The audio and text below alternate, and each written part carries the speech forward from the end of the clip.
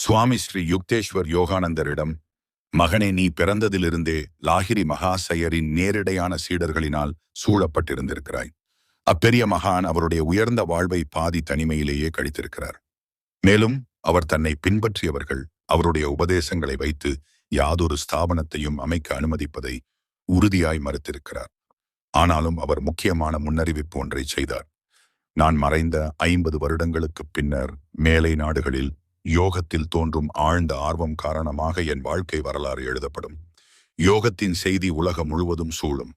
அது மனிதனுடைய சகோதரத்துவத்தை நிலைநிறுத்த உதவும்.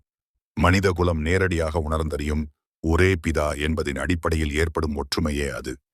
என் மகனே யோகானந்தா, ஸ்ரீ யுக்தேஸ்வர் தொடர்ந்தார், நீ அந்த செய்தியை பரப்புவதிலும் அப்புனித வாழ்க்கையை எழுதுவதிலும் உன் பங்கை செய்ய வேண்டும் என்றார்.